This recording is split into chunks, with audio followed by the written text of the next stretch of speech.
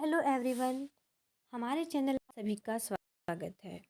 कल हमने कार्बोहाइड्रेट के बारे में जाना था। कार्बोहाइड्रेट क्या है और इसकी आवश्यकता कैसे होती है। कार्बोहाइड्रेट के बारे में आज हम उसके प्रकारों के बारे में संक्षिप्त विवरण प्राप्त करेंगे।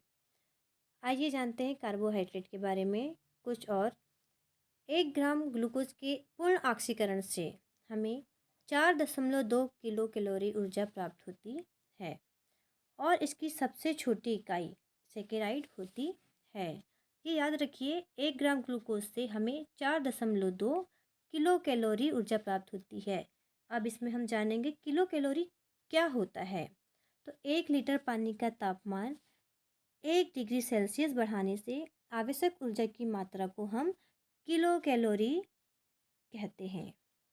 क्या कहते हैं? किलो कैलोरी कहते हैं।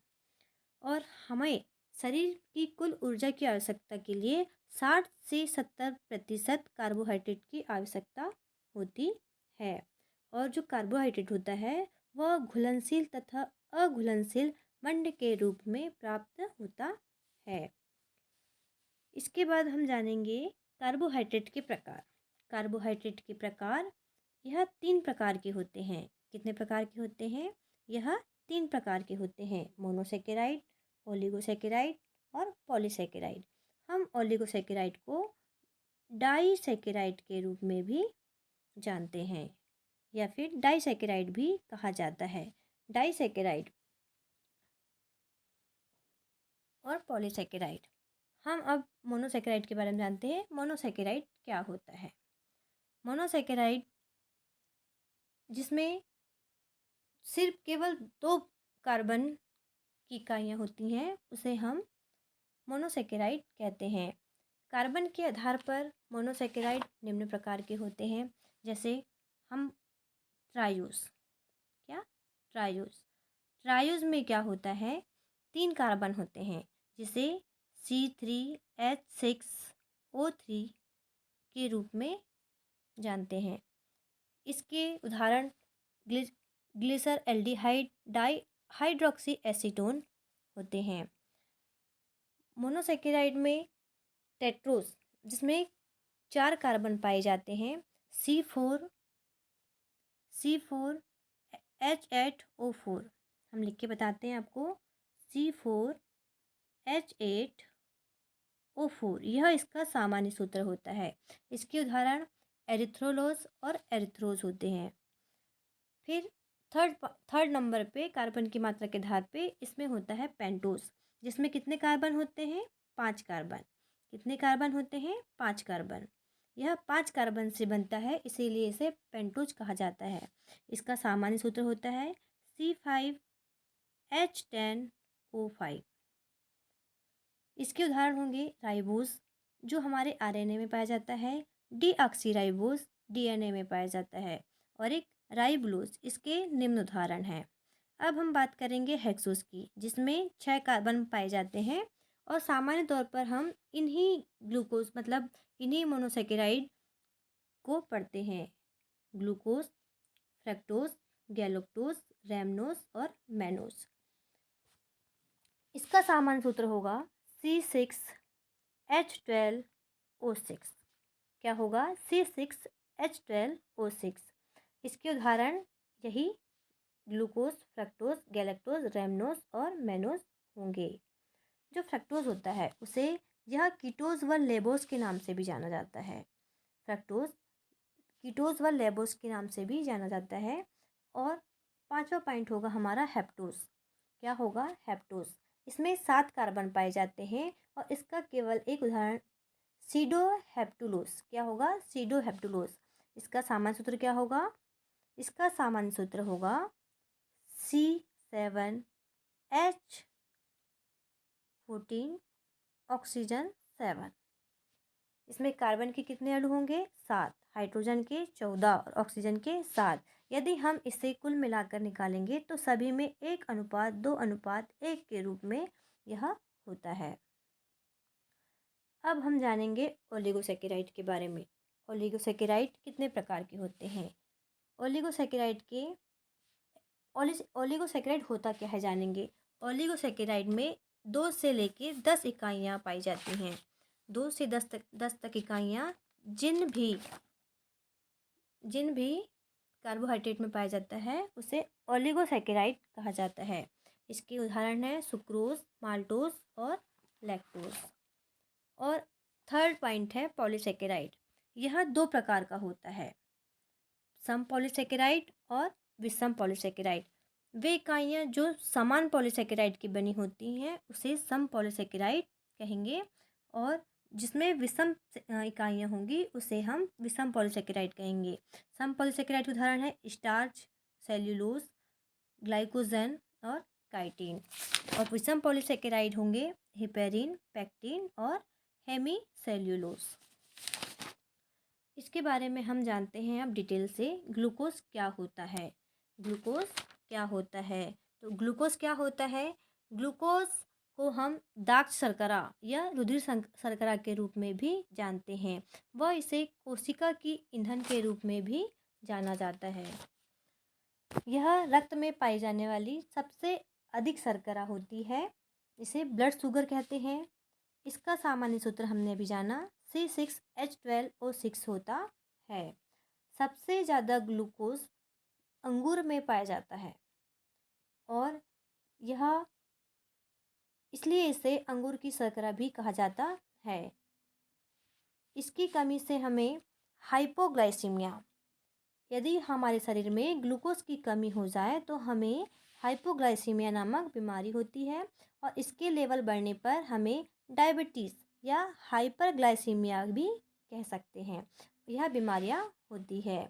अब हम जानेंगे फ्रक्टोज के बारे में। हमने आगे भी इसके बारे में डिटेल वर्णन किया है। यदि आप चाहें तो नोट्स के माध्यम से आप बहुत अच्छे से नोट्स प्राप्त कर सकते हैं, या इस वीडियो के माध्यम से बहुत अच्छे नोट्स बना सकते हैं जो आपके एग्ज़ाम्स के लिए बहुत ही लाभदायक होंगे। आगे देखते हैं हमने क्या पढ़ा ग्लूकोज के बारे में। यह एल्डोहेक्सोज ग्लूकोज को रुधिर शर्करा और दाक्ष शर्करा भी कहते हैं। दाक्ष शर्करा वह कोशिका का ईंधन भी कहा जाता है। यह सबसे अधिक पाया जाने वाला हेक्सोज है। हेक्सोज क्यों है? क्योंकि इसमें कार्बन ऑक्सीजन जिसके अणु होते हैं वो कितने होते हैं? 1:2:1 के रूप में पाए जाते हैं। और फलों के रस में, विशेष रूप से द्राक्ष रस में, पादपों के रस में तथा प्राणियों की रुधिर और ऊतकों में पाया जाता है। ग्लूकोज प्राणियों की सभी उपापचय क्रियाओं मतलब मेटाबॉलिज्म के लिए ऊर्जा का तात्कालिक स्रोत है। यह वयस्क मानव के शरीर में लगभग 5 से 6 ग्लूकोज होता है, जो करीब 15 मिनट तक शरीर की ऊर्जा को आवश्यकता मतलब शरीर की जो ऊर्जा होती है वह उसकी आवश्यकताओं की पूर्ति करता है। कितने मिनट तक? 15 मिनट तक। और यह हमें तुरंत एनर्जी देता है। कैसे देता है? तुरंत एनर्जी देता है। अब हम जानेंगे फ्रक्टोज के बारे में। फ्रक्टोज को और क्या कहा जाता है? फ्रक्टोज को लेबुलोज अथवा फल शर्करा भी कहते हैं। अणु सूत्र इसका होता है C6H12O6। यह वीर्य स्पर्म में भी पाया जाता है। यह अन्य फलों में पाया जाता है, गन्ने में, शहद में पाया जाता है। यह कीटोहेक्सोस होता है तथा ज्ञात शर्कराओं में सबसे अधिक मीठा होता है। यह सुक्रोज से भी अधिक मीठा होता है, जिसे डार्क शर्करा अथवा चीनी भी कहते हैं। क्या कहते हैं? चीनी भी कहते हैं। कैन शुगर, इच्छु शर्करा, क्या कहते हैं? इच्छु शर्करा। यह सुक्रोज का एक घटक भी होता है तथा पॉलीसैकेराइड इंसुलिन के जल अपघटन से उत्पन्न होता है। यह सबसे मीठी प्राकृतिक शर्करा होती है। कैसी होती है? सबसे मीठी प्राकृतिक शर्करा होती है। कौन सी? हमारी फ्रक्टोज। अब हम बात करेंगे गैलेक्टोज के बारे में। अणु सूत्र क्या होता है इसका? C6H12O6। इसे ब्रेन शुगर भी कहते हैं या मस्तिष्क की शुगर भी कहा जाता है।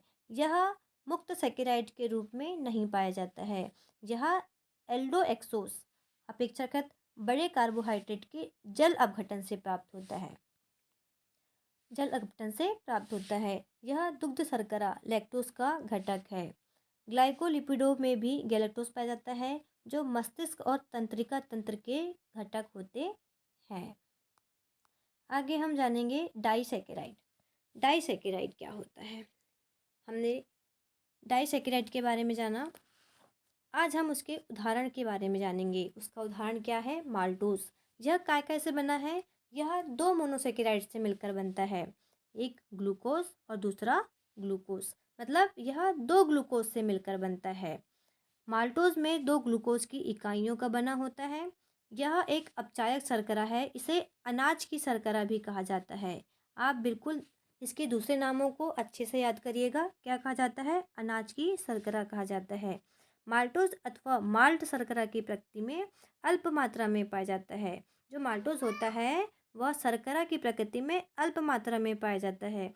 यह मुख्यतः स्टार्च, ग्लाइकोजन अथवा ड्रेक्सीट्रोन के अपूर्ण जल अपघटन से प्राप्त होता है। अगला उदाहरण है लैक्टोज। यह गैलेक्टोज और ग्लूकोज से मिलकर बना होता है। गैलेक्टोज और ग्लूकोज यह क्या है? हमने पढ़ा है पूर्व में, यह मोनोसेकेराइड है। यह दो मोनोसेकेराइड से मिलकर बना होता है। इसमें लैक्टोज अथवा जो लैक्टोज होता है वह दुग्ध शर्करा स्तनधारियों के दूध में पाया जाने वाला डाइसैकेराइड है।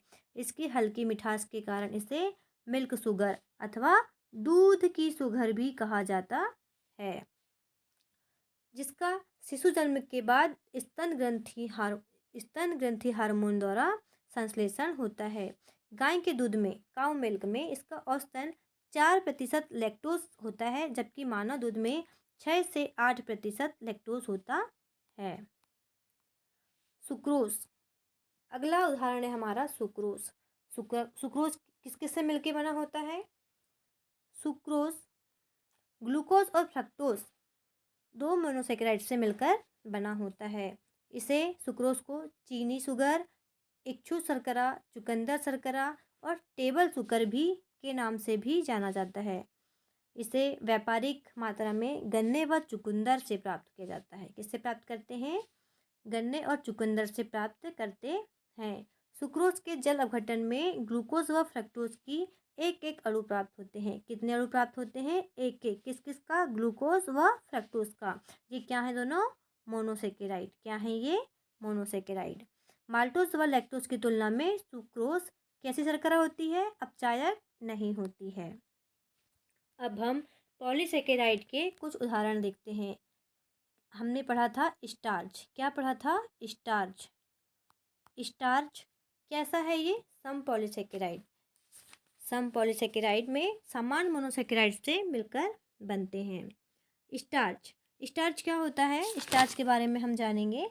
पौधों का संचित भोजन। किसका? पौधों, मतलब जो हमारे पादप होते हैं उनका संचित भोजन क्या कहलाता है? स्टार्च कहलाता है। यह भंडारित रूप में पाया जाता है और सबसे अधिक स्टार्च आलू और चावल में। किसमें?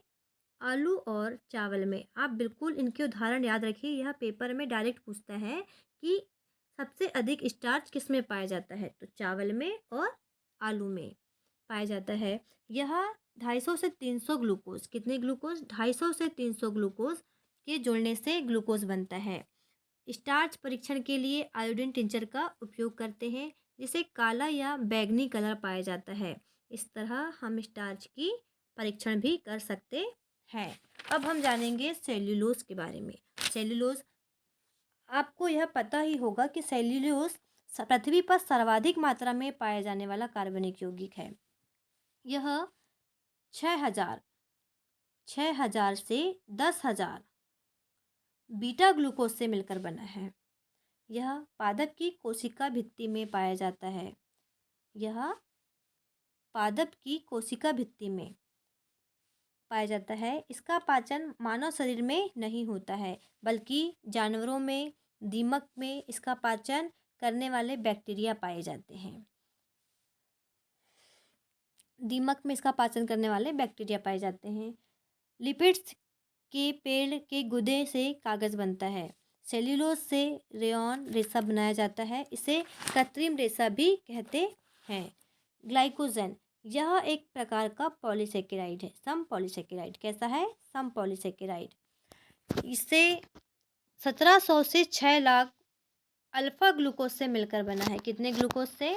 6 लाख से 6 लाख से कितने लाख है? 17 लाख बीटा अल्फ़ा ग्लूकोज से मिलकर बना है।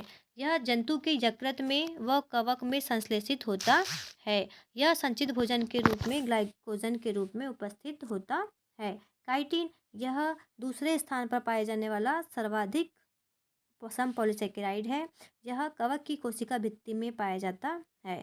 यह कीटों का बाह्य कंकाल काइटिन से बना होता है। किससे बना होता है? काइटिन से बना होता है। विषम पॉलीसेकेराइड, यह अलग अलग पॉलीसेकेराइड से मिलकर बना है। इसमें उदाहरण है हमारा हिपेरिन। हिपेरिन, यह रक्त का शरीर में थक्का जमने नहीं देता है। हमारे शरीर में जो बहता हुआ रक्त है उसका थक्का नहीं बनने देता है। पेक्टिन क्या होता है? यह पादपों में पाया जाता है। किसमें पाया जाता है? यह पादपों में पाया जाता है। और ये किससे बना होता है? गैलेक्टोज और एर्बिनोज से बना होता है। किससे बना होता है? गैलेक्टोज और एर्बिनोज। गैलेक्टो किससे बनता है? बता अपना अपन ने इसके बारे में, यह क्या है? एक मोनोसेकेराइड है। क्या है? मोनोसेकेराइड। और हम पढ़ेंगे हेमीसेल्यूलोज। क्या? हेमीसेल्यूलोज। हेमीसेल्यूलोज क्या होता है? यह जाइलुलोज और एरिबिनोज, हेक्सोज, गैलेक्टोज, मैनोज, यह बहुत सारे विषम पॉलीसेकेराइड से मिलकर बना होता है। यह शैवाल तथा पादप की कोशिका भित्ति के रूप में पाया जाता है। किसके रूप में पाया जाता है? कोशिका भित्ति के रूप में पाया जाता है। यह हमने आज कार्बोहाइड्रेट के बारे में जाना है। आप बताइए कमेंट करके कि आपको यह क्लास कैसी लगी। और हम अधिक जानकारी जानने के लिए हमारे चैनल को सब्सक्राइब ज़रूर करें। धन्यवाद।